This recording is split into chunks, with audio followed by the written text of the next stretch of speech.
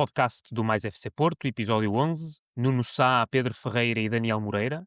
Este é o nosso 11º episódio. Queremos agradecer aos mais portistas que vão comentando, vão reproduzindo o nosso podcast, vão subscrevendo aos vários canais e que vão prestando também o seu apoio àquilo que é a nossa iniciativa. Este carinho que nos dão é bastante importante e faz-nos continuar esta iniciativa. Nesta edição vamos analisar as declarações de André Vilas Boas, Presidente do Futebol Clube do Porto, à margem da gala Portugal Globes. Vamos também fazer uma análise ao relatório Contas 24-25, que ainda não tínhamos abordado. Vamos olhar para o novo protocolo com as claques para Dragões e coletivo Ultra 95. O novo pavilhão também em Campanhão, onde foi assinado o protocolo muito recentemente. Depois iremos olhar para aquilo que é a semana das restantes equipas e modalidades, os Dragões nas seleções de futebol e vamos terminar com a agenda para a próxima semana, que é muito carregada de desporto. Meus caros, boa noite. Vamos olhar em primeira instância para aquilo que foi a Gala Portugal Globos do dia 7 de outubro, onde o Presidente do Futebol Clube do Porto teve a oportunidade de falar à imprensa e basicamente disparou em todas as direções. Sentiu de facto uma necessidade muito grande de visar vários temas, criticou bastante a nomeação para o clássico da arbitragem, um prémio segundo ele à mediocridade. Fala, por exemplo, também que a coação dos adversários influenciam as nomeações e sublinha a perda de tempo que foi constante por parte do nosso adversário no clássico, entre muitas outras coisas.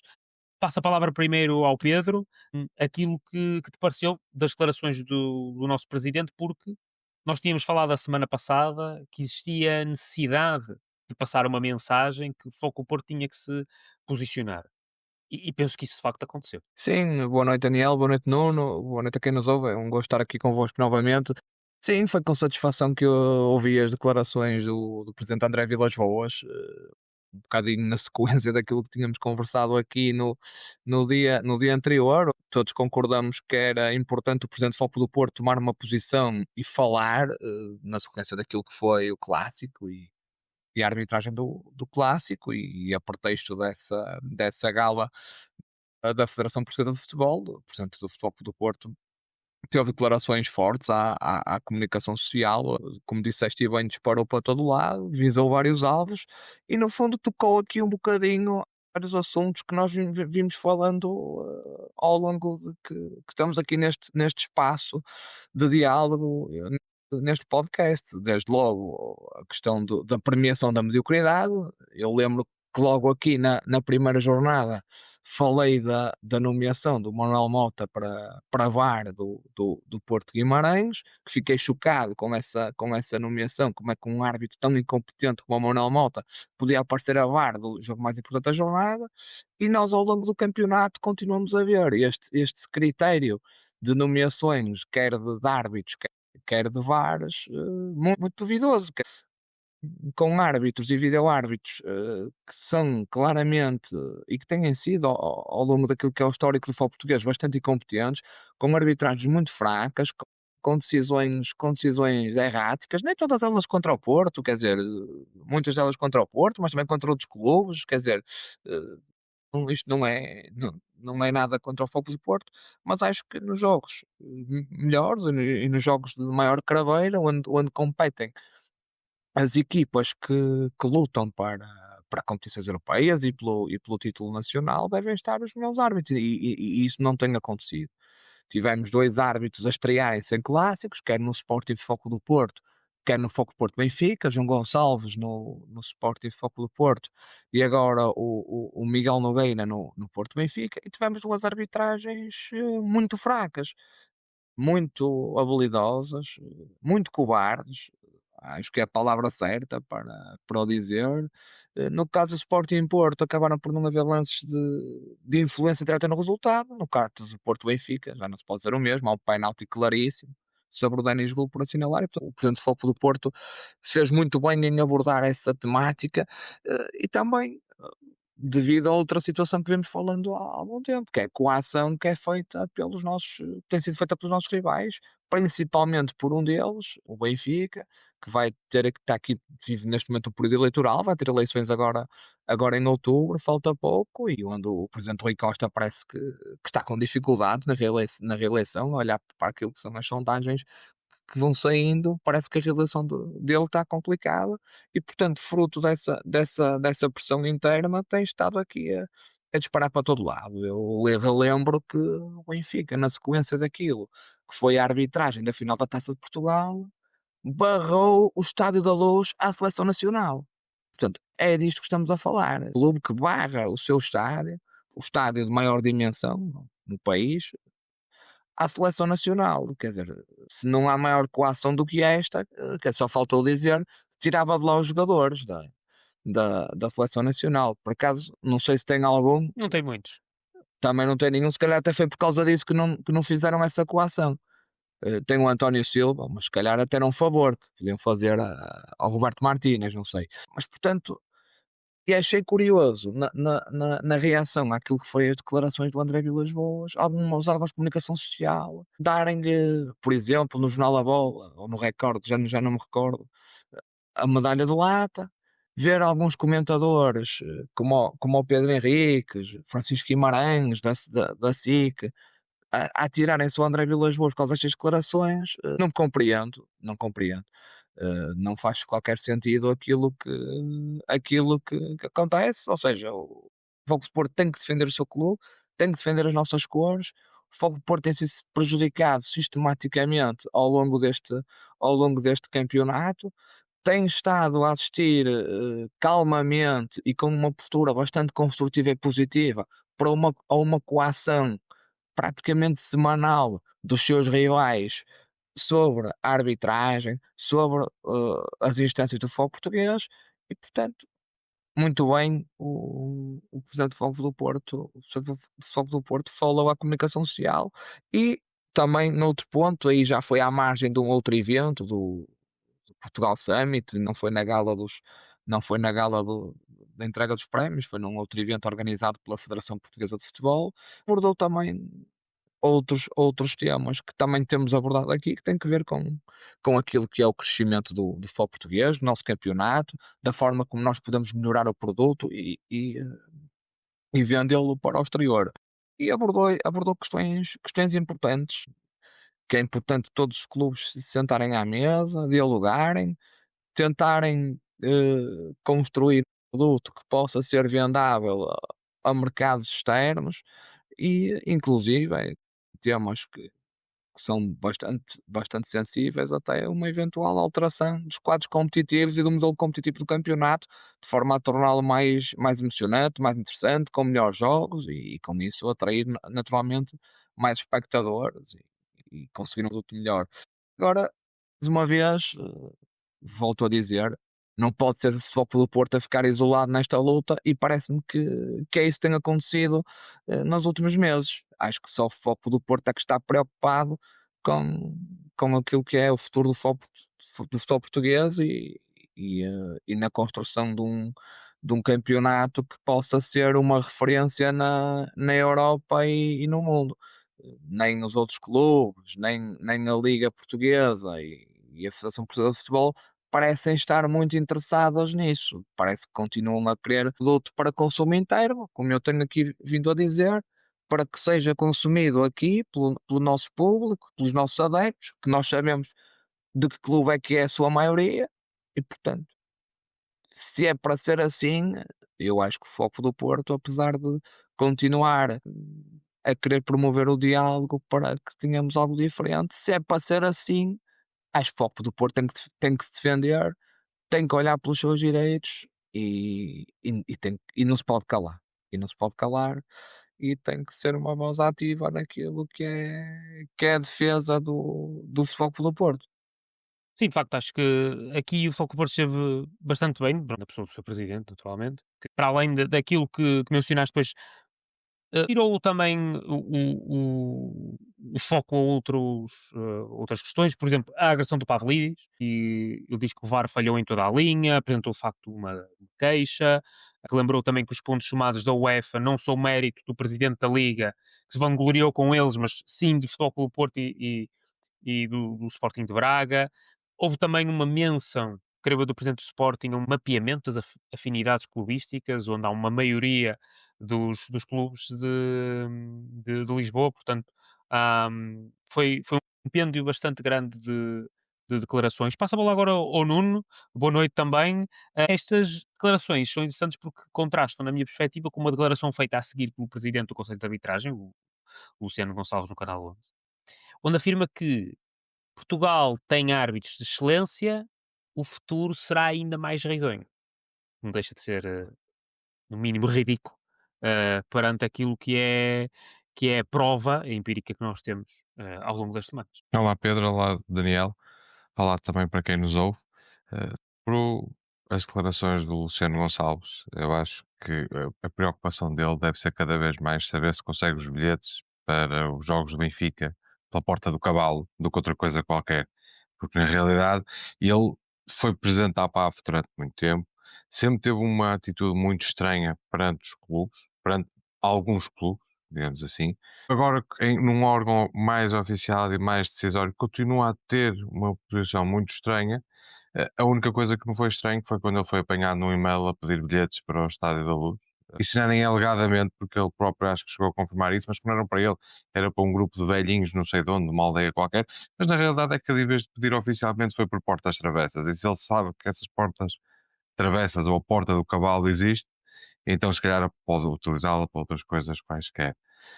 Pegando um bocadinho também naquilo que o Pedro falou, acho que a posição do presidente foi uma posição de força, uma posição que vai de acordo àquilo que nós até tínhamos falado na semana passada, que o nosso clube não podia deixar isto em claro. Nós falamos no comunicado, mas o presidente foi um bocadinho mais longe, tomou mesmo uma posição de cara nas câmaras, como se costuma dizer, e eh, na realidade funcionou tão bem que nós, lá está, tivemos a medalha de lata, ele teve a medalha de lata no recorde, e quando isso acontece é porque as coisas estão a ser bem feitas para o Porto. Já chega medalhas de ouro ao presidente do Porto, já chega medalhas de ouro à estrutura do Porto, e nós gostamos de medalhas de lata, porque isso é sempre um excelente sinal. Acho que ele reforçou e muito bem algo que foi dito pelo presidente do Sporting na semana anterior e que nós já tínhamos referido aqui, mas nós, na altura, não estávamos com as declarações todas na nossa posse, porque tinha sido no próprio dia, se não me engano, mas na realidade, o que o presidente do Sporting diz ainda é mais grave que aquilo que nós temos dito. O que ele diz é que o presidente da FPF fez um mapeamento das afinidades clubísticas dos seus órgãos sociais. Ou seja, o primeiro ponto que é grave é o presidente do Sporting falar com o presidente da federação, ou seja, aqui o movimento oficial entre clube e federação, e o assunto ser um mapeamento sobre as afinidades clubísticas dos órgãos sociais. A segunda posição muito grave, ou seja, a segunda questão muito grave, é o porquê do presidente da FPF ter feito esse mapeamento. Será que houve alguma coisa que o deixou alerta? Será que fez porque quis? Será que não tinha mais nada que fazer e com que se preocupar? Porque na realidade as pessoas devem ser eh, colocadas nos seus devidos trabalhos, nos órgãos das instituições, por competência, não por afecção clubística. Mas na realidade isto preocupou. Alguma coisa levantou-se para o presidente da FPF fazer esta pesquisa, vá, e depois comunicá-la ao presidente do Sporting. Mais grave ainda, é mais de 60% ser de clubes de Lisboa. Ou seja, nós, o Porto está ali em minoria porque não acredito que a outra porcentagem toda, os outros 38%, ou os outros 37%, sejam só do Porto, porque existem outros clubes. Existem clubes que têm sócios e adeptos e que fazem parte também da federação. Depois tem aqueles que também não dizem que clube é que são e também devem estar dentro desses 37%. Eu lembro, por exemplo, o Jorge Croado há muitos anos de Salve Real que dizia que era do Bolonenses. Toda a gente sabia o clube dele. Toda a gente sabe o clube dele, mas ele era do Bolonenses. E havia muitos árbitros que eram do Bolonenses. Nenhum árbitro era do Benfica e do Sporting. Esse cara aqui também tem muitos órgãos sociais da Federação que andam por esses clubes. Eu acho que o Presidente teve muito bem a alertar isso. Pá, e uma das coisas, aquele, é que eu já senti ali um bocadinho também de uma ironia quando ele diz que tivemos um jogo tão importante no fim de semana e o presidente da Liga nem sequer quis aparecer. Isso para mim mostra, lá está aquilo que também nós tínhamos dito a semana passada, que o presidente da Liga tem mais com que se preocupado com a Liga. É o part-time mais bem pago do país. Não é o melhor trabalho do país, não é a profissão mais desejada para isso é o presidente do Benfica, porque ele até pode adiar idas a julgamento, pode dizer que tem amnésia, pode dizer o que lhe apetecer, mas este é o segundo trabalho, se calhar, mais desejado do país, e daí uma pessoa que é administrador de mais 20 empresas também querer ser presidente da Liga, mesmo sem tanto tempo. E, e acho que foram, na minha opinião, as palavras mais assertivas, de muitas palavras assertivas que o presidente já disse, mas estas foram as mais assertivas e acho que foram as palavras-chave depois do que se passou no Clássico, depois do que se passou nas declarações do presidente do Sporting. E uma coisa é certa, não só está lá medalhas de lata, como também já tem candidatos ou potenciais presidentes do Benfica a virarem-se contra ele. E isso, quando não é só o presidente, são os candidatos também a virarem-se contra o nosso presidente, epá, as coisas estão a correr mesmo bem e isso é um excelente sinal para nós. Sim, é o melhor dos sinais, na minha perspectiva, e não só também, como mencionaste, a ausência do presidente da Liga no Clássico, acho que é um bom sinal de que, pelo menos, a mensagem anterior ficou muito bem empregue. Meus caros, vamos avançar, vamos tentar olhar para o relatório de contas de 2024-2025. Uma entrega que ainda não tínhamos tido a oportunidade de analisar aqui no podcast. Olhando para o documento acaba por ser um pouco diferente do habitual, daquilo que estamos habituados. Uma espécie, é o relatório anual integrado, portanto, vai para além daquilo que é a prestação de contas normal, exigida naturalmente pela CMVM. Até antes da própria prestação de contas há todo um esplanar de informação e de dados, comentários.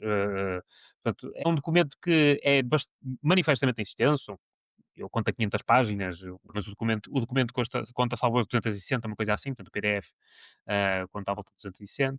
Mas pronto, no final dos finais, pronto, aqui há alguns números que nos parecem mais evidentes, portanto, há o resultado líquido positivo, uma recuperação nos capitais próprios de cerca de 100 milhões, registramos também 160 milhões em vendas, 70 milhões em compras, há uma descida de 14% dos proveitos operacionais, principalmente com a queda abrupta das competições internacionais, mas também uma descida de 17% nos custos operacionais.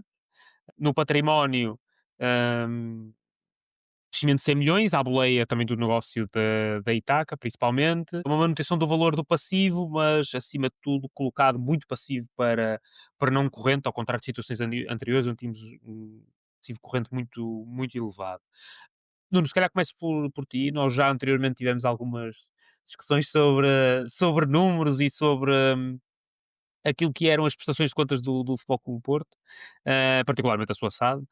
Traz falarmos aquilo que pareceu. Pronto, este documento tem muita informação para quem quiser esmiuçar, outros que só preferem olhar para aquilo que chega ao Museu do Futebol Clube do Porto, e eu também compreendo isso, mas no meu caso, a prestação de contas também é importante e ter a noção que o clube parece estar, pelo menos neste momento, numa situação financeira mais confortável e mais capaz de gerir não só o dia a dia, mas também a médio prazo. Muito mais. Aliás, eu começo pelo próprio formato do relatório. É muito mais simples. Eu acho que há uma mudança cultural também no próprio relatório de contas, com esse resumo que eles fazem, os bullets que eles fazem inicialmente. E depois também algo que eu também reparei a meio, que eles já estão com os padrões europeus de sustentabilidade. Ainda não é obrigatório, mas a transição tem que ser feita. E isso dá muito trabalho, e muito trabalho mesmo. Eu acredito que devem ter uma equipa só a fazer isto durante este último ano, que é uma situação muito complicada. Ou seja, é um bocadinho daquelas coisas que colocam às empresas para dar mais trabalho para aquilo que vale, muito honestamente. E o Porto já fez isso. Nem todas as empresas nacionais o fizeram. O Porto já o fez, ou mais algumas que fizeram também. Mas isso é muito importante. Por acaso era daquelas coisas que eu não estava à espera que aparecesse. Mas pronto, isto foi só uma parte, parabenizar o clube por esse trabalho também. Acho que é como tu dizes, acho que nós tivemos um lucro histórico. Primeiro ponto, para além daquilo que é o normal de nós vermos no deve e no haver, não foram só as vendas dos jogadores, mas também, como tu disseste, os 17% dos custos fixos. Eh, Provavelmente a equipa técnica, alguns jogadores que nós também tínhamos com salários muito elevados, e mesmo assim nós conseguimos ter este lucro. Eu acho que também outro ponto técnico mais importante foi a melhoria dos capitais próprios positivos. Acho que tem muito a ver com o negócio de Itaca, tem muito a ver também com o lucro que nós tivemos e também com uma reavaliação que foi feita ao estádio. Uma reavaliação positiva, que é normal todos os anos. As empresas que fazem isso buscam também diminuir ou aumentar o ativo. Diminuir o pensamento, não, aumentar o ativo através desse tipo de instrumento. E isso também permitiu que o Porto conseguisse aumentar também um bocadinho o ativo. Não foi muito relevante nessa avaliação, pelo menos não teve um impacto tão relevante com as duas outras rubricas. Também tivemos ali a entrada da Itaca, como tínhamos falado, no negócio em que os Dragonauts passam a ser instrumento obrigacionista com base nas receitas do estádio. Também faz com que o clube se aproxime um bocadinho daquilo que é uma. De forma a tentar explicar um bocadinho, transforma o estádio como um ativo também financeiro. E isso permite que o clube se aproxime daquilo que são, o que se fazem nos grandes clubes europeus e nos americanos também. E a maior parte deles utiliza o estádio como um ativo, não só ativo imobiliário, mas também um ativo financeiro, para emissão de obrigações e por aí fora, depois para ter um bocadinho mais de liquidez. E depois acabamos também com a reestruturação da dívida. Eu acredito que ao diminuir, ou melhor, aumentar a maturidade da dívida e diminuir a exposição, ganhamos uma liquidez enorme a curto prazo, os encargos dos juros e os serviços da dívida diminuíram, estamos um bocadinho mais expostos a eventuais flutuações no futuro das taxas de juros, porque deixamos de ter um empréstimo mutualista e passamos a ter um empréstimo obrigacionista. Resumindo aqui, evitando ir muito à base técnica do documento, acho que é possivelmente o nosso melhor relatório de conta, que foi apresentado, pelo menos lembro dos últimos, sei lá, 15 anos, não me lembro antes disso. Mas também, uma coisa certa, é o mais profissional de todos, pelo menos em termos de informação que é prestada. É um relatório que pode ser lido por qualquer pessoa, não é preciso ter grande base técnica para o ler. Isso é muito importante, porque a maior parte dos relatórios era uma confusão, mesmo para quem tinha um bocadinho de base, tinha que andar ali às voltas para tentar descortinar muita coisa. Este tem os bullets, tem a informação toda, tem as recomendações e, em suma, acho que estamos no caminho certo, com, obviamente, a obrigação de vender. Isso nunca vamos deixar de ter, pelo menos num futuro próximo, a médio prazo. Acho que o futebol português depende sempre daquilo que o Porto sempre soube fazer bem. Nos últimos anos não estava a correr tão bem.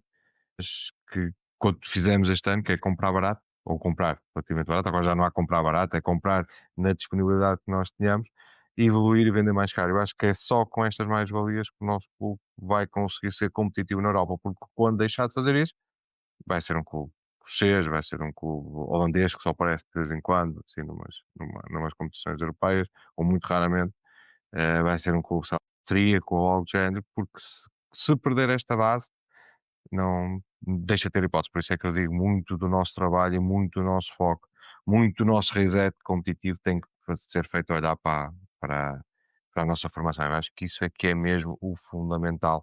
E daí também nós temos as boas notícias do avançar do processo de licenciamento das obras do novo centro de estágio, ou melhor, no novo centro de alto rendimento, novo centro de formação, porque eu acho que isso foi, se calhar, a maior pecha da administração de Pinto da Costa, ao longo de todos estes 40 anos, nunca ter tido espaço próprio para a formação. Fez isso no final, ou tentou fazer no final, a coisa não correu bem. Mas eu acho que aí o modelo desportivo tem que se colar ao modelo financeiro e tem que ser obrigatoriamente por aí daqui para a frente. Já devia ter sido, ou melhor, sempre foi, já devia ter sido melhorado e tem que ser melhorado urgentemente e para daqui para a frente nós conseguimos ser mais consolidados, vá, em termos financeiros e também em termos desportivos. Sim, exatamente. Eu penso que as duas componentes acabam por estar demasiado a par, pelo menos essa é a minha forma de ver. Ou seja, se numa primeira fase, já não me lembro sinceramente quem é que disse isto. Eu penso que foi o José Guilherme Aguiar, mas eu posso estar enganado e, portanto, não queria culpar ninguém. Mas o José Guilherme Aguiar, por exemplo, mencionou que anteriormente, quando havia a contratação de um jogador, tentávamos o mais possível trazer o jogador, o que é natural, mas que depois se via como é que havia de se pagar. Eu penso que esse tipo de postura não é boa, pelo menos para o futebol atual. sei lá, 20 anos ou alguma coisa assim, se calhar já era diferente. Mas neste momento a parte financeira e a parte esportiva andam um pouco a par, e os ciclos de jogadores, da presença de jogadores, particularmente jogadores de grande valia, são relativamente curtos em Portugal e particularmente no Futebol Clube do Porto.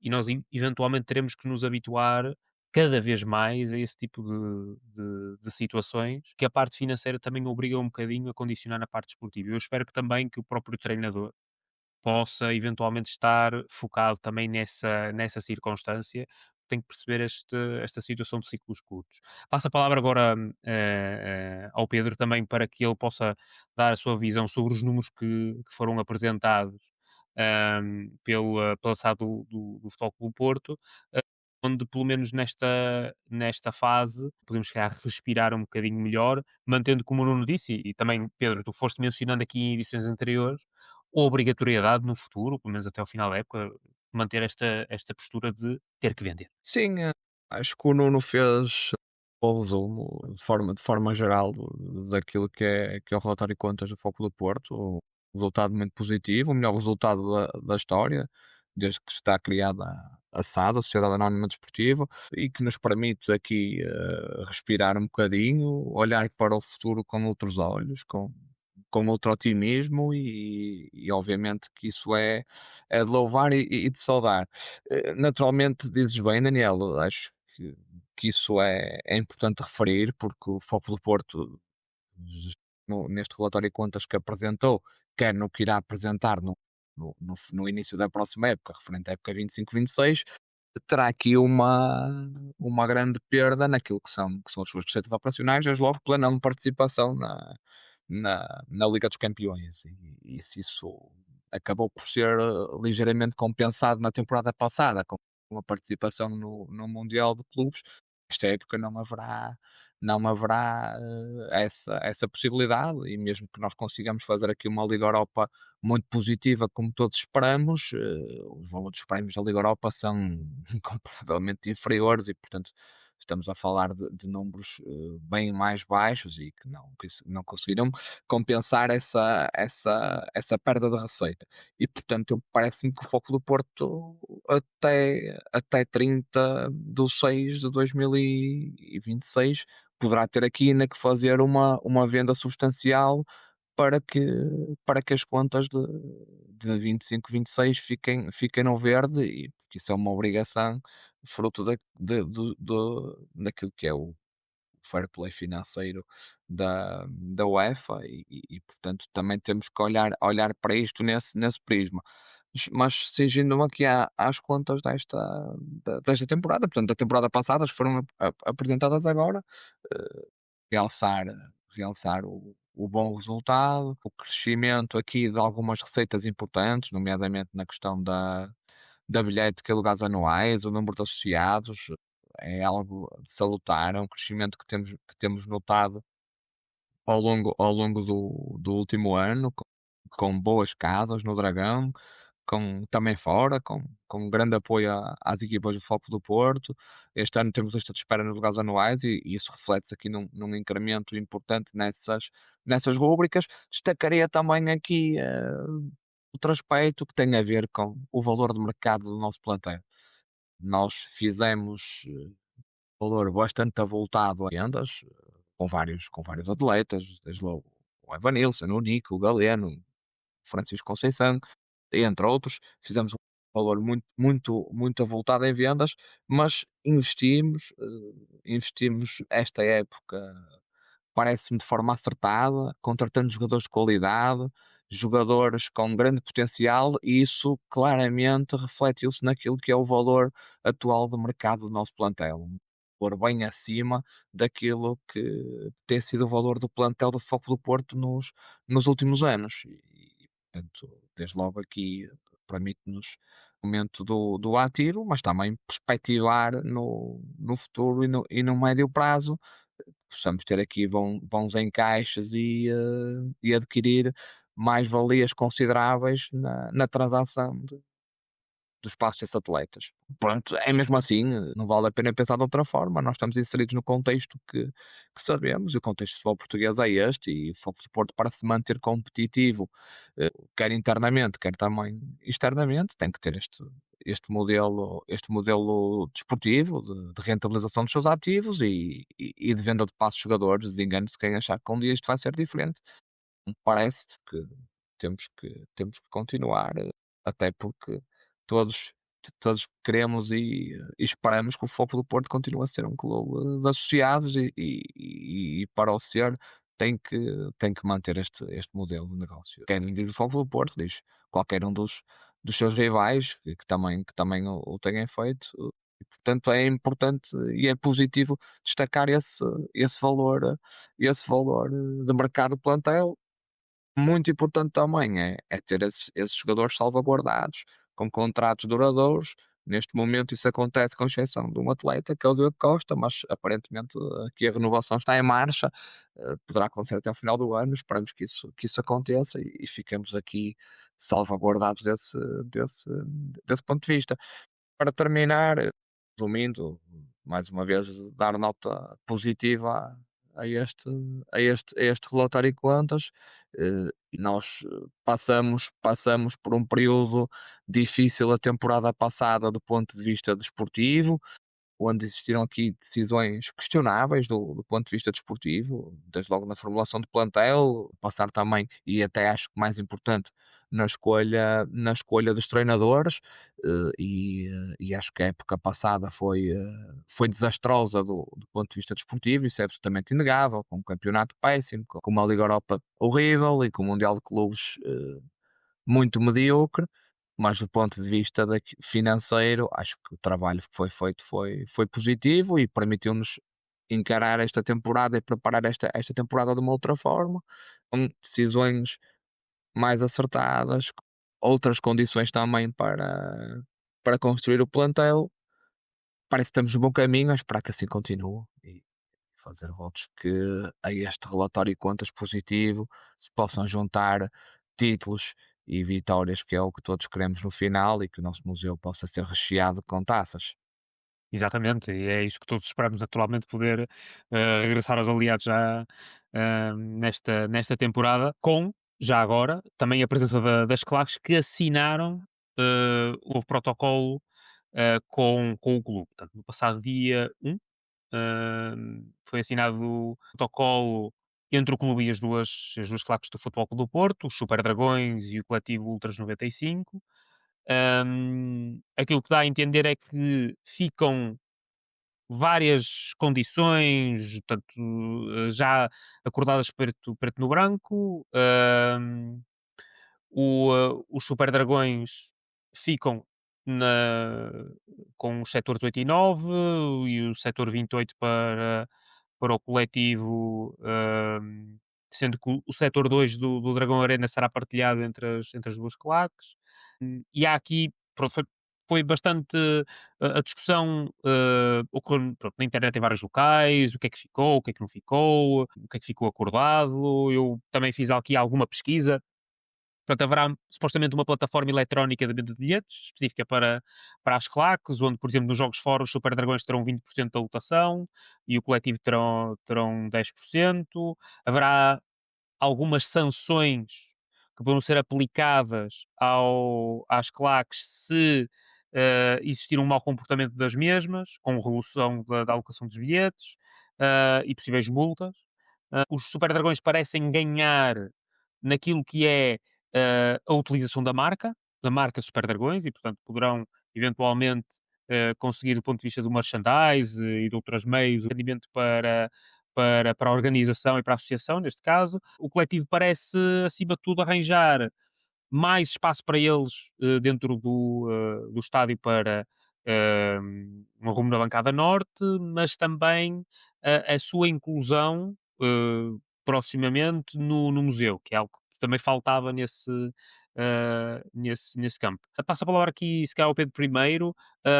Visto aqui como positivo o assinar de um novo protocolo e como será a relação no futuro entre as claques e o clube que, pronto, começou um bocadinho na dúvida, mas que agora tem, eh, no meu ponto de vista, potencial para seguir com estabilidade e com ânimo. Sim, espero que a relação seja positiva, obviamente, porque quem ganha com isso é o Foco do Porto e tudo o que seja para favorecer o clube, acho que vai fazer votos para que isso aconteça. E o clube só tem a ganhar que haja uma relação saudável e próxima entre a claque e, e a direção do clube, obviamente respeitando aquilo que são os associados e determinadas regras que estão explanadas nos protocolos assinados com cada uma das claques. Os protocolos são públicos, estão publicados no portal da transparência e estão lá para escrutínio público, não só dos sócios do Foco do Porto, mas também de todos os adeptos e de quem queira estar informado sobre isso. Mas parece-me que é algo positivo. É importante, as claques são importantes e fazem falta no apoio à equipa, quer no Dragão, quer fora, quer também no Dragão Arena, onde tem um papel também muito importante nos jogos, e portanto é fundamental a assinatura deste protocolo. Era algo que era esperado há algum tempo. Houve aqui algumas questões burocráticas que foram adiando esse consumar, nomeadamente as eleições nos Super Dragões, que aconteceram entretanto, com a eleição de uma nova direção depois de um ano em que existiu uma comissão de gestão que esteve à frente da claque e, portanto, é esperar que quer o Super Dragões, quer o coletivo, consigam mobilizar os seus associados, portanto, os elementos das suas claques, para que possam estar em peso todos os recintos em que o Foco do Porto dispute partidas, para apoiar os nossos atletas, as nossas equipas, e faço votos que consigam fazê-lo. Tenham agora aqui melhores condições, tenham bilhetes assegurados em praticamente todos os jogos, portanto, assegurados, quando digo assegurados, reservados, com o devido custo, igual ao preço que os sócios do Fogo de Porto pagam, mas têm essa percentagem reservada. O protocolo também abre aqui a possibilidade de que o clube possa comportar ou ajudar em algumas despesas de locações acima de 100 quilómetros. Aí esse ponto parece-me que está escrito de uma forma bastante aberta, sem comprometer muito o clube nesse sentido. A escrita está mais ou menos idêntica àquilo que era o protocolo anterior. É colocada uma ressalva à questão dos 100 quilómetros. Está escrito de forma a que o clube, se entender não fazê-lo, não o fazer, portanto não o obriga a fazer, mas havendo essa possibilidade, também não me oponho e acho que isso é importante. E efetivamente as claques conseguirem mobilizar uma quantidade substancial de pessoas a jogos longe do Estádio do Dragão, e quando digo longe, não estamos a falar só em território nacional, estamos a falar também em jogos de competições europeias. Eu não me escandalizo que o clube possa ajudar nesse sentido, se efetivamente as claques conseguirem mobilizar uma massa humana considerável e que vá apoiar o Foco do Porto. Até em sítios que muitas das vezes podemos ter muito pouco apoio, fruto daquilo que é a dificuldade em lá chegar, e se temos adeptos e pessoas disponíveis para ir apoiar o Foco do Porto, não me choca que sejam apoiadas nesse sentido. Para terminar, acho que é algo positivo para o clube. Tem ali também algumas cláusulas relativamente àquilo que poderá ser algumas sanções derivado a multas que o Futebol Clube do Porto possa apanhar. Não sei se isso poderá ser apenas formalismo ou se terá aplicabilidade prática. Algumas sanções que o Futebol Clube do Porto apanha, nomeadamente idênticos, eu acho que em algumas situações é difícil de serem imputadas exclusivamente às claques. Muitas das vezes isso até é entoado pelo estádio todo. Não me parece justo que isso possa fazer. Aquilo que tem a ver com próprios distúrbios na determinadas zonas, na bancada, no arremesso de objetos para o relevado, aí já é diferente. Já há claramente aqui uma causalidade, portanto consegue-se perceber que terá vindo da zona onde estão as claques. No que diz respeito aos cânticos, parece-me um bocadinho difícil, mas como digo, não sei se isso também não poderá ser aqui um mero formalismo, ou se terá mesmo aplicabilidade prática e se essas sanções serão, serão, serão feitas às claques que passam até pela redução da percentagem de bilhetes a fornecer em cada jogo, pelo que pude perceber. Exatamente, eu penso que caberá aqui um bocadinho os espanhóis costumam dizer que é a mão esquerda, ponderação entre a ajuda, não ajuda, particularmente nas locações mais longe, ah, e a imputação ou não imputação de coimas ou de redução da alocação dos bilhetes. Isso parece-me importante, acho que vai ter que, quer a direção do Futebol Clube Porto, quer as claques, vão ter que, acho que perceber entre elas a melhor forma de trabalharem em conjunto. Eu espero que seja isso que possa sair deste protocolo, que é mais rígido em algumas coisas, mas que noutras acaba por também abrir um bocadinho mais a favor do clube, na minha perspectiva, do que das claques. E que possa, acima de tudo, no final, haver uma gestão coletiva deste dossiê. Nuno, a tua análise a este protocolo com as duas claques, pronto, só uma situação que vem já desde o período eleitoral e finalmente parece ficar resolvido. Eu vou tentar ser um bocadinho mais rápido, porque acho que tanto tu como o Pedro deixaram aqui a explicação integral daquilo que é o protocolo e acho que resumiram naquilo que era essencial. Eu creio que, eu acho, ou melhor, o protocolo é um bocadinho, eu acho que é uma win-win situation para ambos, tanto para o clube como para as claques. Isto porquê? Porque na realidade nós nunca podemos assumir que o protocolo tenha sido feito entre uma direção e uma claque. Não, foi entre o clube e a claque, representado pela direção. Isto é importante porque, na realidade, quem está a fazer o protocolo somos nós sócios, com uma claque também.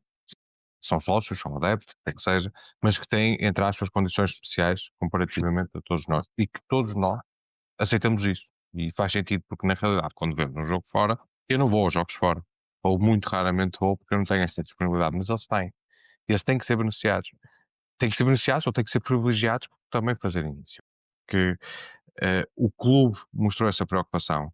É um documento que está lavrado, está assinado por todas as partes. Obviamente que isto é sempre uma negociação, mas acho que no final quem ganha somos todos nós. São os sócios, é o clube, são as claques em si, porque elas próprias juridicamente estão muito mais protegidas do que estavam de antes. Nós sabíamos que de antes existia um protocolo, é como o Pedro disse, em termos de redação era muito semelhante, mas na realidade havia coisas que não sabíamos sequer se era equilibrado entre as claques, entre as duas claques. Não sabíamos se existia na realidade esse equilíbrio, porque nós não tínhamos conhecimento de todo o teor daquilo que era explanado. Agora, o que acontece? Ao afunilar um bocadinho as normas e os regulamentos internos na discussão de protocolo, faz com que nós saibamos que na especificidade é equilibrado. E isso é importante para as claques, e eu gostei muito, mesmo muito, de saber que eles vão ter um lugar no museu, porque era algo que eu até já tinha perguntado, é porque é que eles não estão aqui, que eles fazem parte do clube. Aliás, eles são a nossa representação muitas vezes nos jogos, tanto nos jogos de futebol como nas restantes modalidades, e faz falta isso. Faz falta essa identidade naquilo que é o nosso museu, o espaço deles estar no nosso museu.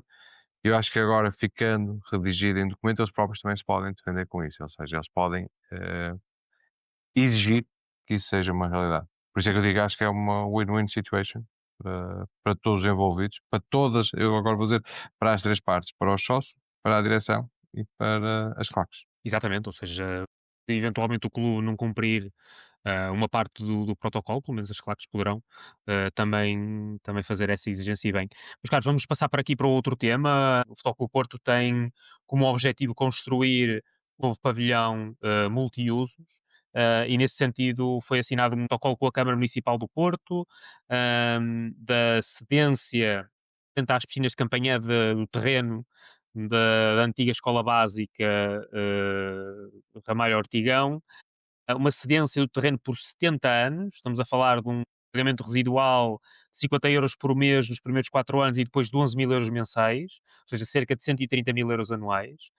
por 66 anos. Globalmente estamos a falar de um contrato de cerca de 8,7 milhões de euros de investimento por parte do Futebol Clube do Porto pela cedência desse terreno, onde também haverá uma pequena contrapartida de 525 mil euros como contrato-programa da Câmara Municipal do Porto ao longo destes 70 anos.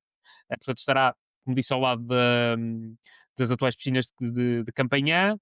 A ideia é que esta nova casa possa dar, passa a expressão casa novamente, aos escalões de formação das várias modalidades de Futebol Clube do Porto, mas também dar destaque ao desporto feminino e ao desporto adaptado. Parece apenas ser a cedência dos terrenos, não parece haver aqui, pelo menos para já, nenhuma ideia de compra, ah, mas, na minha perspectiva, e passando a voz a palavra, primeiro diria ao Nuno, parece haver aqui um esforço de concentração daquilo que são os espaços do Futebol Clube do Porto, e agora mais um pavilhão depois das piscinas, naquele local, na minha perspectiva, algum potencial para ainda alargar, porque se vimos de cima, muito terreno pode ser aproveitado num local relativamente próximo a transportes públicos, e onde podemos continuar a acumular alguns serviços e equipamentos esportivos para, particularmente às modalidades. Tal como o protocolo com os Pedregões, eu acho que isto também é um win para o Porto, para o Futebol Clube do Porto, para a Câmara e para os portuenses, nomeadamente os que residem em Campanhã, porque acho que isto vai trazer algumas coisas boas para cada um. Ou seja, para o Porto, óbvio, que é também aquilo que nos interessa mais diretamente, vai ter um pavilhão. O Porto vai investir aqui 4 milhões de euros, direto à cabeça do pavilhão, com a Câmara a investir cerca de 15% desse valor, são uns 500 e tal mil euros. Sai do terreno e se calhar daqui a 70 anos, nós já, possivelmente só alguns de nós, os três, é que estaremos aqui, ou se calhar um de nós três é que estará, dois, não sei, não faço ideia, mas se calhar daqui a 70 anos o terreno vai passar, o melhor, a infraestrutura poderá passar para o público, para a área pública, que é fantástico para alguém que vai investir, entre aspas, terreno, espaço, dimensão e 500 e qualquer coisa mil euros. Acho que é um excelente negócio também para a Câmara e é um excelente negócio também para quem está, para quem vive em Campanhã, para quem está nas redondezas, porque na realidade este investimento vai trazer uma panóplia de serviço à volta, porque nós sabemos que quando existe movimentação em termos de imobiliário, tudo à volta vai acabar por se envolver, seja nos serviços, seja a habitação, seja também ali acessos, seja o que for. As coisas crescem com alguma intenção. Os centros das cidades evoluem porque na realidade havia ali coisas no centro que fizessem com que existisse interesse para o desenvolvimento, e as cidades evoluem em círculo e as micro-regiões também o fazem, evoluem normalmente em círculos de influência. O que está a acontecer agora também é isso. Nós vemos, por exemplo, a nível da cidade do Porto, é a região que está em maior desenvolvimento, porque também é o que tem mais para desenvolver, e isto é mais um pavilhão de que o nosso clube vai ajudar a cidade e vai ser ajudado também pela cidade, e acima de tudo isto é excelente para as modalidades, porque deixam de ter que andar com a casa às costas. As modalidades, os escalões de formação das modalidades deixam de ter que andar de um lado para o outro. Acho que está muita identidade e estabilidade às nossas equipas de formação. Acho que foi também uma promessa, não foi uma promessa direta em termos eleitorais, porque isso dependia só do Porto, mas foi sempre uma intenção e um drive que o nosso clube teve, e acho que partilha o risco de tudo com a Câmara, partilha o risco com as entidades. Possivelmente vamos ter aqui alguma entidade também a explorar, se calhar não só o próprio pavilhão ou algumas das facilities do pavilhão, mas também se calhar algo em redor, o que permite que o Porto consiga diluir todo o risco deste investimento, que não é um investimento para aí além, são no total, como disseste, 8 milhões de euros, 70 anos, não é nada para aí além, e fica com uma infraestrutura para podermos utilizar, para o nosso clube a poder utilizar. Exatamente. De facto, aqui parece ser mais um investimento seguro. Não sei há quanto tempo é que isto estava a ser desenvolvido, mas parece-me uma excelente ideia num local importante. Pedro, passo a palavra a ti também para perceber a tua visão em relação a este protocolo assinado entre a Câmara Municipal do Porto e o futebol. São ótimas notícias. Como sabem e vão percebendo, eu também sou um grande entusiasta das modalidades, alguém que acompanha com muito fervor aquilo que são as modalidades de foco do Porto, e foi com grande satisfação que assisti a esta notícia. Era algo que já vinha sendo noticiado e que se percebia que ia acontecer, foi formalizado na semana passada, e é algo muito positivo para o clube. A localização é espetacular. eu conheço bem aquela zona, eu moro aqui em Campanhã, é um local muito bem conseguido e como disseste, Daniel, tem ali muito espaço e acho que poderá ser até ponderado haver aqui um alargamento da obra e como o Nuno disse bem, todos ficam a ganhar com isto, mas principalmente penso que fica a ganhar o Futebol Clube do Porto, que tem aqui agora a possibilidade de ter outras condições e infraestruturas para voltar a ser um clube eclético, como já foi, de dar estabilidade aos seus escalões de formação, dar-lhes uma casa, e isso cria identidade, cria afinidade com o clube, cria amor ao clube. É muito importante para os nossos jovens da formação das nossas modalidades terem um sítio, um local fixo para poderem jogar, para poderem treinar, também não só para eles, mas também para os pais, para quem os acompanha. E porque eu já estive durante um período muito curto de tempo ligado a uma das secções do Foco do Porto a nível de escalões de formação, e nós tínhamos treinos em 2 pavilhões diferentes, depois jogávamos num pavilhão, mas às vezes esse pavilhão depois, como era municipal, estava ocupado por uma outra atividade qualquer e tínhamos que jogar num pavilhão de uma escola e, portanto, era mesmo muito difícil e muito complicado, e o Futebol Clube do Porto fica aqui com 2 casas para as suas modalidades. E como disse, dá-nos aqui possibilidade de voltar a ser um clube eclético, de eventualmente criar não só outras modalidades que ainda não temos, ou que deixamos de ter e que podemos voltar a ter, como é o caso do voleibol masculino, por exemplo, ou o caso do futsal, também naquelas que temos, alargar à vertente daquilo que é o feminino. Já o temos no voleibol, portanto, nesse caso até temos o feminino, não temos o masculino. Tivemos o futebol a começar na época passada, mas falta-nos aqui várias modalidades na vertente feminina e dá-nos essa possibilidade. Acho que era algo que neste momento, tendo em conta a realidade daquilo que são os recursos do clube e as suas infraestruturas, me parecia bastante difícil. Com a criação deste pavilhão, acho que fica perfeitamente ao nosso alcance e parece-me mesmo uma notícia muito boa, muito positiva. Fazer votos que agora a obra avance, que fique concluída o mais rápido possível. Sabemos que também todas estas questões muitas vezes aqui são penalizadas com alguns atrasos, com algumas burocracias. Esperemos que isso seja minimizado, possamos ter o pavilhão o mais rapidamente possível e que a partir daí possamos catapultar aquilo que é as nossas modalidades para um outro patamar e principalmente, eh, terminando, acho que o Futebol Clube do Porto e a sua direção deverá ter como objetivo que o Futebol Clube do Porto seja a grande referência do desporto na região. Foi algo que se foi perdendo ao longo do tempo. Quando digo desporto, estou a falar do desporto de uma forma geral, não só do futebol. Obviamente que no futebol isso não está em causa, mas no desporto. E que qualquer família, qualquer casal, quando tem um filho, seja ele um rapaz ou uma rapariga, e esse filho queira praticar desporto, seja qual for a modalidade, ah, o primeiro clube do qual se deve lembrar para colocar o seu filho a praticar desporto deverá ser o Foco do Porto, e mais nenhum. Obviamente que não haverá possibilidade para isso, porque não será possível ter todas as modalidades, nem ter todas as crianças a praticar desporto no Foco do Porto, mas hoje em dia está muito longe disso acontecer. O Foco do Porto acaba por não ter grande parte das modalidades, fruto daquilo que é a falta de recursos, mas deverá ser a grande referência do desporto na região. Qualquer casal que queira colocar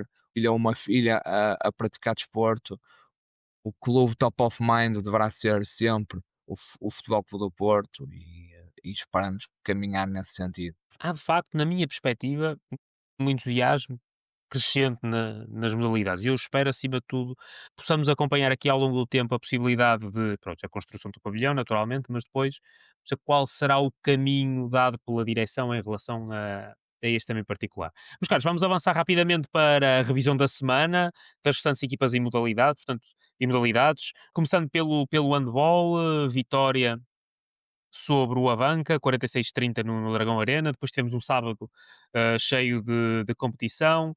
No hóquei, a Supertaça em Odivelas frente ao Sporting. Infelizmente a derrota no prolongamento por 4-3, onde o Futebol Clube do Porto teve a ganhar por 3-1 numa altura do jogo e acabou por se deixar empatar a 3 para ir para prolongamento. No futebol feminino, o jogo para a Liga frente ao Leixões, vitória por 4-0. No voleibol feminino, também a estreia na Liga, no Kairos, vitória por 3-0, parciais dominadores por parte da equipa do voleibol feminino. Já no basquetebol, esta foi a segunda jornada, deslocação ao Oliveirense, derrota 104-93, é a primeira derrota à segunda jornada do Futebol Clube do Porto. E aqui uma modalidade, uma equipa extra, porque o Futebol Clube do Porto Vintage jogou também no passado sábado no Olival, venceu uma equipa da Eslováquia, de lendas da Eslováquia, por 6-1, e há que destacar o póquer colombiano de Jackson Martínez, com destaque para uma bicicleta espetacular. Eu acho que era mais do que vintage, para mim parecia-me claro que ainda era profissional, com Daniel Barbosa, com o Heller Barbosa, aliás, e Pedro Mendes a faturarem também. Aqui gostaria de destacar que para a semana esta equipa irá disputar o torneio da Game of Legends, Arcos de Valdevez, onde o padrinho deste torneio é o Costinha, com receitas a reverter para a associação Play for Children. Portanto, as pessoas que queiram acompanhar as veiras glórias do Futebol Clube do Porto podem ir a Arcos de Valdevez e comprar bilhetes. Mas, Carlos, passo-vos a palavra. Se calhar aqui primeiro o Pedro neste tema, a análise aos resultados do Futebol Clube do Porto. Talvez uma semana agridoce nas modalidades, diria eu. Sim, foi uma semana agridoce, acho que é um bom adjetivo, acho que no geral acaba por ser negativo, porque o jogo mais importante que definia um título, nós acabamos por perdê-lo no Hockey Patins, no Supertaça António Livramento, contra o Sporting em Odivelas, uma derrota difícil de digerir, um jogo que tivemos a ganhar por 2-0, 3-1, entramos muito bem na partida, mas depois acabamos por nos deixar empatar, já perto do final do encontro e no prolongamento o Sporting acabou por levar a melhor. Foi uma segunda parte muito mal conseguida do Porto, pareceu-me defender o resultado demasiado cedo, ainda para mais numa modalidade como o Hockey Patins, em que gols acontecem com frequência, e estar a defender um resultado de, de um golo com tanto tempo para jogar, pareceu-me demasiado arriscado. Vamos começar agora o campeonato, vamos ver, já perdemos 2 títulos, a Elite Cup e a Supertaça António Livramento, às mãos do mesmo adversário, 2 jogos equilibrados, perdidos por um golo, este no prolongamento. O hockey é uma modalidade que neste momento, neste contexto, está mesmo muito equilibrada entre as principais equipas. Os jogos são muitas vezes decididos em pormenores, em prolongamentos, em penaltis, por um golo. É mesmo decidido ao pormenor. Não sorriu para o nosso lado nenhum destes jogos. Acho que neste jogo parece-me que contribuímos um bocadinho para que a sorte nos fugisse. Esperemos que as coisas melhorem no futuro próximo e que no fim possamos voltar a sorrir como sorrimos na época passada. Pedro, Uh, será para con- que terá a faltar aqui, particularmente no hockey, espécie de killer instinct e fechar a coisa e não estamos a conseguir fazer isso? Sim, Daniel, acho que o Porto pareceu-me a mim, da análise que eu faço no jogo, abdicou de ter esse killer instinct. Pareceu-me que o Porto quis, quis fechar o jogo no 3-2, meteu-se à sua meia pista a tentar defender o resultado e o Sporting não empatou mais cedo porque não calhou. O Mali foi adiando o empate várias vezes, várias situações, até que tantas vezes o Cantar vai à fonte e acabou por partir, como diz o ditado, e o Sporting lá acabou por empatar. Não me pareceu a estratégia mais adequada, sinceramente. Para o jogo, podia ter corrido bem, podia, infelizmente não correu. Há que tirar ilações, há que melhorar e há que começar o campeonato da melhor forma e procurar que no final podamos ser felizes, desde já perspectivar que isso vai ser muito disputado, vai ser muito equilibrado, o campeonato é novamente decidido em playoffs e como digo, no Hockey Patinhos, as melhores equipas são muito equilibradas, há um equilíbrio muito grande, eu não espero que hajam vitórias muito volumosas, que hajam grandes goleadas, não quero dizer que não poderá acontecer uma situação ou outra, mas acho que aquilo que é expectável é que os resultados sejam muito próximos, decididos em pormenores, em bolas paradas, em penalti, em prolongamentos, portanto temos de estar preparados para esses momentos, não facilitar, estar com concentração máxima nos jogos, e também não nos pormos a jeito de sofrer este tipo de designs. Continuando no negativo, passava para o basquetebol, uma derrota na segunda jornada em Oliveira das Mães, um pavilhão tradicionalmente complicado. O Oliveirense tem uma boa equipa, como é habitual. O ano passado conquistou-nos até um título, a taça dos Santos, no Mar, é uma equipa bem orientada, e que durante a primeira parte, nos dois primeiros períodos, bulgarizou a equipa do Foco do Porto. Eh, Nós tivemos mesmo muitas dificuldades nos dois primeiros períodos. Recuperamos no terceiro e no início do quarto, conseguimos até o mais difícil, que foi virar uma desvantagem de 19 pontos e passar para a frente, mas nos últimos minutos não a conseguimos segurar e acabamos por perder. Destacava os 104 pontos sofridos, um absurdo, muito ponto. 24 pontos é mesmo muito, muito, muito ponto. Temos que defender mais, temos que ser mais agressivos, temos que contestar mais lançamentos, não podemos permitir 104 pontos a um adversário, em que circunstância for, a não ser que iremos jogar com equipas da Euroliga ou da NBA, equipas da Eurocup, quer dizer, não é disso que estamos a falar. Estamos a falar com um adversário que, apesar de ter qualidade e de ser bem orientado, é um adversário com um orçamento bem inferior ao do Futebol do Porto, com individualidades bem inferiores às do Futebol do Porto. O Futebol do Porto tem a obrigação de fazer mais e de dar outra imagem. Temos agora o clássico com o Sporting para o campeonato, esperamos recuperar. O Sporting também vem de uma avada, digamos assim, em casa, perante o Benfica. Foi um resultado também ainda mais volumoso, uma cavazada autêntica no João Rocha. Vem ao Dragão com a expectativa de vencer, como é natural. Acho que o Fogo do Porto tem que estar no seu melhor e tem que ganhar esse jogo. Passando para o handball, foi um jogo tranquilo com o Avanca, um jogo habitué do nosso campeonato. Vão acontecer muitos jogos assim, fruto daquilo que é a realidade competitiva do handball. Portanto, vamos ter muitos jogos desse tipo. Já o tivemos com o Gaia, com o Arsenal da Devesa, e haverão outros, com o próprio ABC. É importante não facilitar, como é óbvio. Acho que a equipa está preparada para isso. Existe um grande nível no campeonato de handball entre aquilo que são as três principais equipas e o restante, mas é importante não tirar o pé do acelerador e ganhar estes jogos sem problemas de maior. Relativamente ao voleibol feminino, início do campeonato, vitória positiva nos Açores contra o Clube K, e confesso que não vi o Clube K para jogar. O Clube K tradicionalmente tem boas equipas, é um adversário difícil, não sei como é que está este ano, mas independentemente disso, o Porto conseguiu uma vitória tranquila pela margem máxima, sem nenhum set que estivesse em causa. Penso que o Capa não chegou aos 20 pontos sem nenhum set. Vitória bem tranquila e expressiva da equipa do Miguel Coelho. Passando para o futebol feminino, vitória também muito, muito boa no Leixões, em Matosinhos, 4-0. Continuamos a nossa caminhada rumo à Liga BPI, rumo à primeira divisão. Portanto, vitória. Vamos agora continuar, esperemos que com mais vitórias.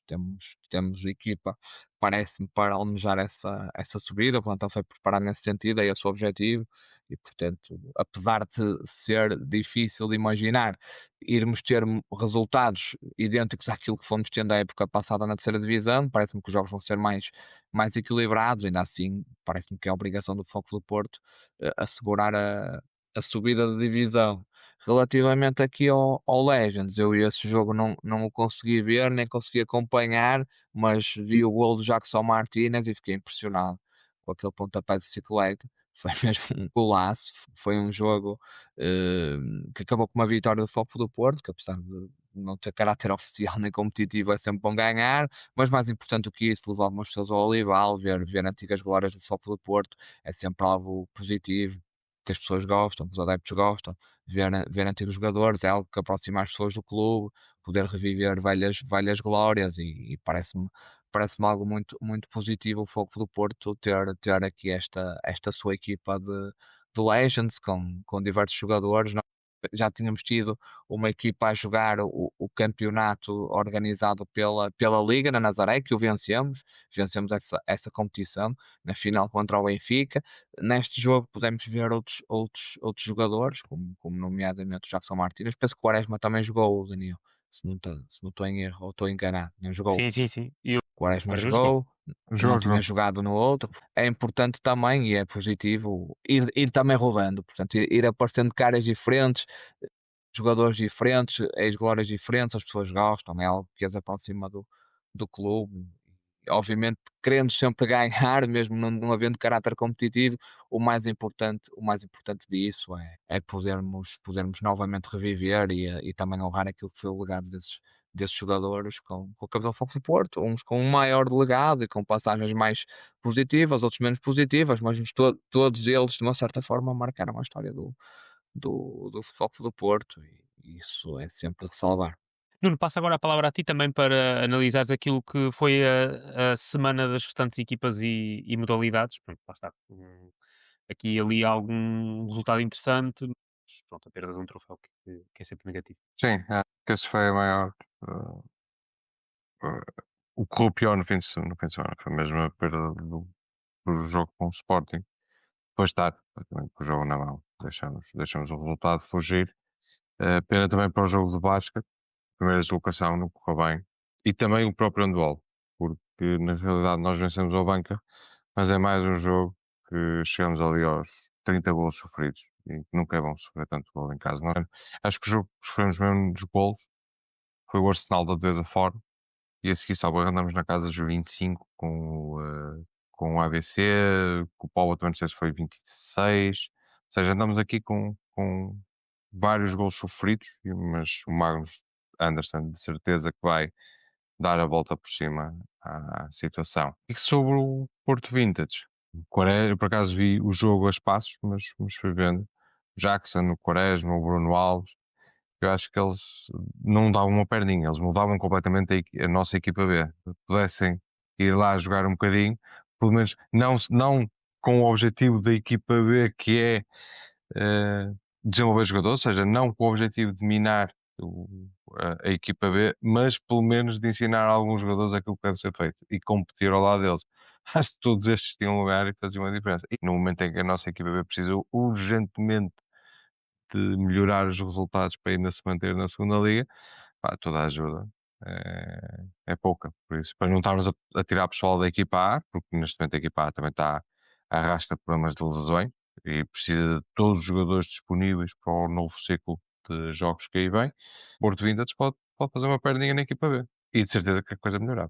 Nem que fosse só para animar um bocadinho, a ver se aquilo espevita, Sim, sim. porque, quer dizer, Meter um bocadinho de óleo no motor para ver se aquilo anda mais um bocadinho. exatamente, animar, pode ser que dê. Meus caros, vamos rapidamente olhar para os dragões nas seleções de futebol, começando pela seleção de Portugal. O Diogo Costa participou na vitória de Portugal frente à República da Irlanda. Terá um jogo também na terça-feira. Estamos a gravar à segunda-feira. Também no estado de Alvalade. O Rodrigo Mora e o Martim Fernandes foram titulares na equipa sub-21. O Mora abriu o marcador aos 58 minutos. Haverá também um jogo terça-feira, neste caso frente a Gibraltar. Desculpa. No que toca aos estrangeiros, o Samu não saiu do banco da seleção espanhola frente à Geórgia. Vai também defrontar a Bulgária na próxima terça-feira. Vamos ver se tem alguns minutos. Já o Froholt fez um gol e uma assistência pela Dinamarca na visita à Bielorrússia e mais uma assistência na recepção à Grécia. Portanto, grande forma o nosso Frodo. O Bednarek e o Kivior no único jogo da Polónia, neste intervalo de seleções, não sofreram golos e foram titulares na vitória frente à Lituânia. O Pablo Rosário jogou também os 90 minutos na derrota da República Dominicana frente ao Uruguai, amigável na Malásia, portanto, muitos quilómetros para o Pablo Rosário. O Denis Gu participou na vitória frente à Bulgária, da seleção turca. Terça-feira haverá um jogo frente à Geórgia também, oportunidade para o avançado da Foco Porto poder participar. O Perpites não teve jogo no fim de semana, vai ter também terça-feira frente à Ucrânia. O Eustáquio não foi utilizado pelo Canadá frente à Austrália, mas vai defrontar a Colômbia na quarta-feira e poderá ser utilizado. Já o Zaidu terá na terça-feira o jogo frente ao Benin. Utilizações diferentes, diversas, muitos titulares envolvidos em seleções, mas para já aquilo que nos parece é que não há lesões, não há situações problemáticas e creio que poderão pelo menos estar todos aptos para participar na Taça de Portugal se se o nosso treinador achar por bem. Olho para a agenda para a semana, na terça-feira, dia 14, temos uma agenda nacional e nacional, olhando para o handball às 19h45, European League, que é Fram Futebol Clube Porto na Islândia, transmissão Porto Canal às 19h45, às 20 horas na FC Porto TV, basquetebol também a Europe Cup, recepção no Dragão Arena do Giants Antwerp. Quarta-feira, dia 15, patins, o Campeonato Nacional, recepção ao Hockey de Barcelos também no Dragão Arena às 20. Sábado, basquetebol entre campo frente ao Sporting, o clássico que o Pedro já tinha mencionado, no Dragão Arena com transmissão na RTP2. Ao mesmo tempo, no Porto Canal, Futebol Clube Porto, Famalicão, no Olival, o futebol feminino entra em campo a mais um jogo do Campeonato Nacional, a segunda Liga. Às 17h30, handball, Vitória Futebol Clube do Porto, também com transmissão no Porto Canal. Já na Sport TV teremos o Celuricense Futebol Clube do Porto, Barcelos, bilhetes já à venda, e às 21 horas, deslocação ao Hockey Clube de Turkel, às 21 horas, também para mais um jogo do campeonato. Utilizamos a agenda no domingo, segunda Liga, Futebol Clube Porto Verde Marítimo no Olival, com transmissão do Porto Canal, de manhã às 11 horas. Meus caros, vamos fazer a antevisão ao Celuricense, pronto, uma equipa que milita nos escalões inferiores, acabou por não poder ser em Celurico de Bastos, vamos jogar em Barcelos, muito rapidamente aquilo que, na vossa perspectiva, poderá ser, particularmente, as escolhas do treinador do Futebol Clube do Porto, frente a uma equipa que temos necessariamente de ganhar. Começo por ti, Pedro. O que é que te parece? Ó Daniel, eu antes ainda queria só fazer aqui uma menção aos internacionais, que Claro que era sim. do Tomás Pérez, que está no Mundial Sub-20 a um plano Bem pela lembrado. seleção argentina, vai jogar as meias finais contra a Colômbia, fez já aqui, penso que 2 jogos a titular, e outros em que entrou, tem feito prestações positivas, já fez um gol também. Só dar essa nota ao Tomás, e que isto também lhe sirva de motivação para, quando regressar ao Futebol Clube do Porto, poder desempenhar aqui um papel importante, não só na equipa B eventualmente, mas também, caso seja necessário, na equipa principal.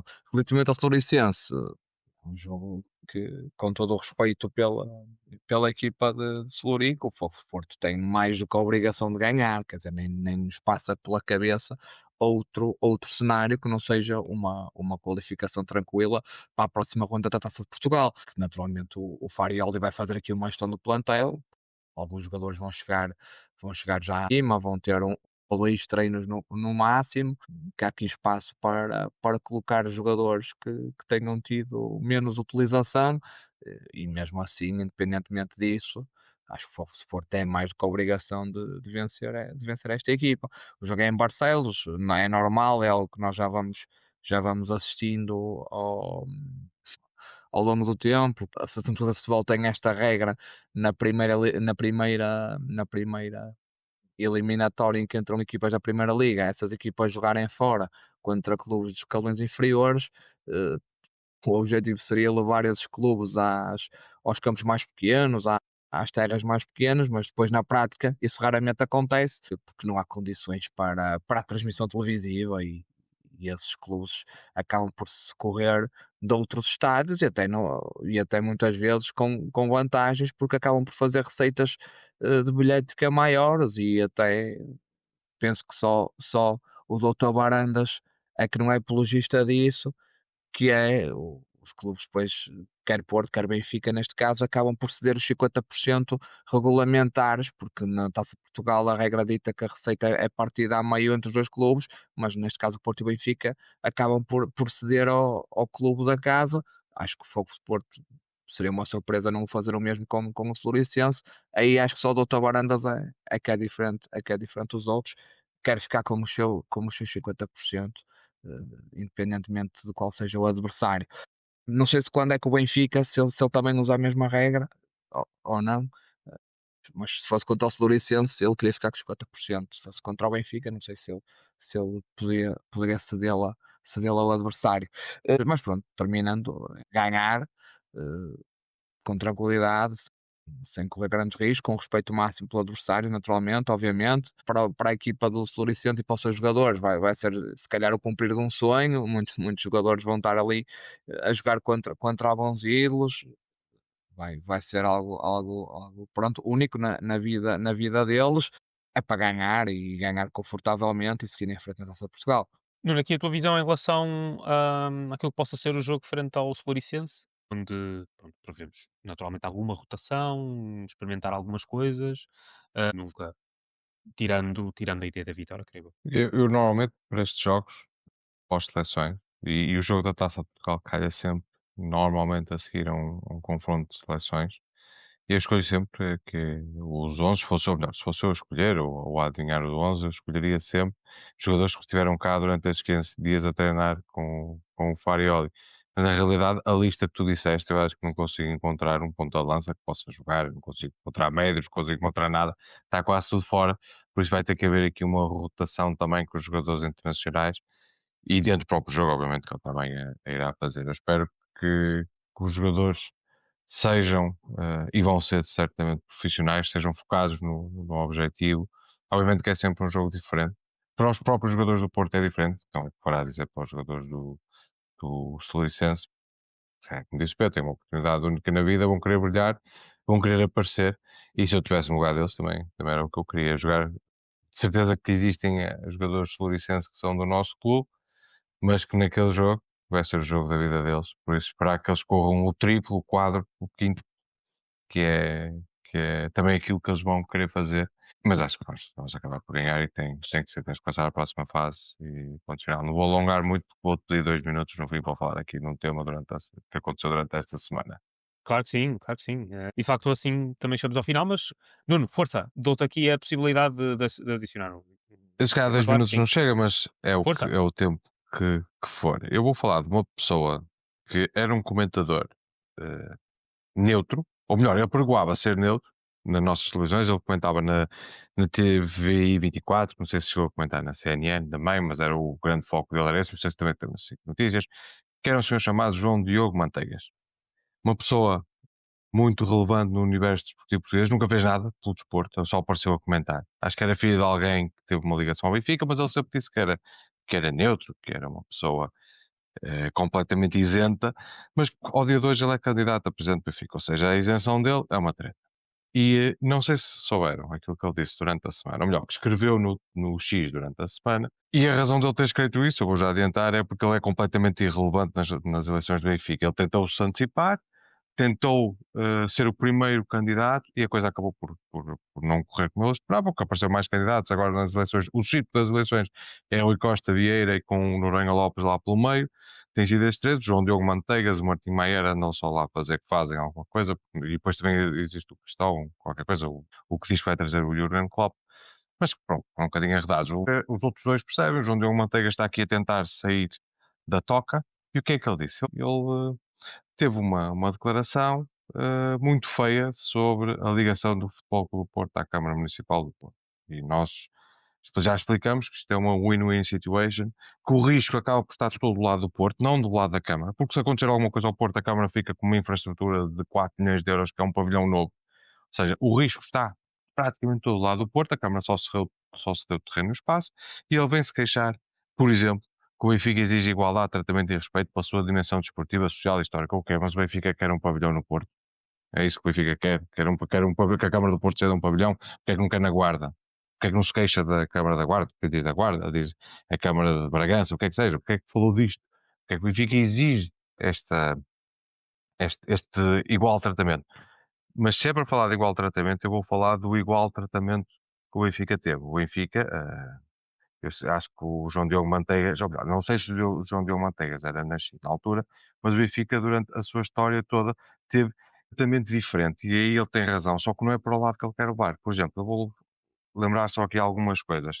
Teve uma ministra das Finanças que aceitou como garantia ações não cotadas em bolsa, ou seja, não valiam nada para pagar dívidas que o Benfica tinha. Ou melhor, para dar como garantia dívidas que o Benfica tinha. Favorecimento é ter um presidente do Benfica a assumir, e assumiu numa entrevista, que foram falsificadas certidões de dívidas à Segurança Social para que o conseguisse cumprir. Isso não tinha desaparecido. O Setúbal desapareceu, o Leiria desapareceu, o Boa Vista desapareceu, o Maia desapareceu, o Marcos desapareceu, uma série de equipas que desapareceram O Benfica não desapareceu porque falsificou certidões. Isto foi dito por um presidente do Benfica. Não foi dito por um comentador, por um jornalista, foi dito por presidente do Benfica.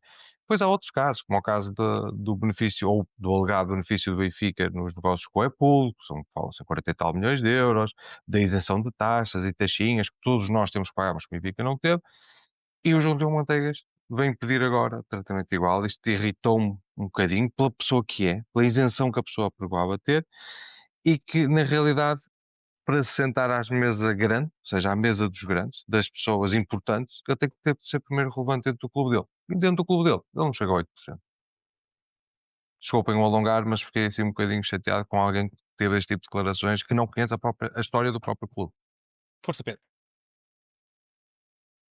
É, sim, senhor. Claro que sim, claro que sim.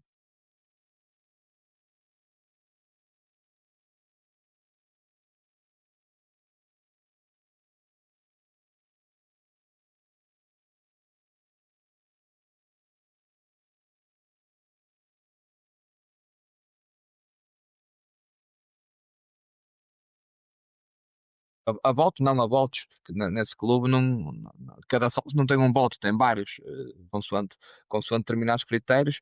Apelo a que todos se mobilizem para votar no João Diogo Manteigas para presidente. É aquilo Make que, a wish. Era assim, exatamente. Eu faço aqui o era meu meio que apelo ao voto. vai fazer Ontem um make a wish ao tivemos João já Diogo Manteigas. exatamente. Ontem já tivemos umas eleições, vamos ter agora essas em, para a semana. Eu faço aqui o apelo ao voto que os sócios desse clube, que normalmente elegem bem os seus presidentes, portanto tem um histórico que nós conhecemos, elegeram grandes presidentes, desde logo o Valde Azevedo, o Manuel Damasio, portanto, grandes presidentes com grande história no clube, que têm aqui uma nova oportunidade e que possam eleger o João Diogo Manteigas.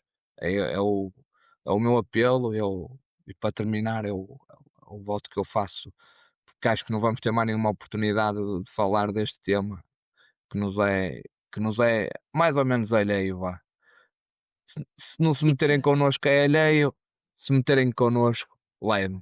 fica a dica e penso que eh, nenhum candidato a presidente de qualquer clube irá negar este tipo de apoio. Portanto, eu penso que neste caso o senhor João Diogo Manteigas ficará satisfeito por esta declaração de interesses. Sinceramente, não sei quem é que vai ganhar, mas acredito que haja uma cobertura mediática manifestamente superior a qualquer eleição que nós tenhamos. Chegamos ao fim do nosso tempo, assim fechamos o episódio número 11 do podcast Mais Porto. Muito obrigado ao Nuno, ao Pedro, por partilharem a sua visão, à equipa do Mais FC Porto, que nos dá apoio para que este projeto possa continuar, e um agradecimento muito especial aos mais portistas que nos ouvem, que nos acompanham, que nos deixam comentários. Play, cada partilha para nós é importante, significa que há alguém do nosso lado, alguém desse lado a ouvir, e isso para nós é muito importante. Portanto, continuem também a deixar as vossas ideias. E este espaço também é vosso, feito por portistas e para portistas, por isso continuem a interagir, que nós naturalmente tentaremos responder. Voltaremos em breve com mais conversas, mais temas, claro, mais FC Porto. Vamos ver se temos aí um convidado também, novamente, ou convidada. Seguimos juntos? Até já. Um abraço, boa noite a Boa todos. noite. Um abraço e boa semana.